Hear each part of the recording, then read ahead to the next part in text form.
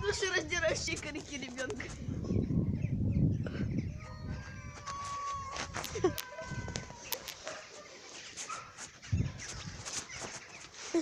Даша кого-то насилует.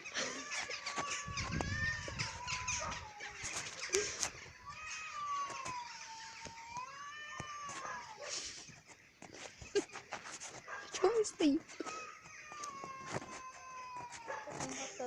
Быстрей, котельчик, давай, котельчик. Тихо.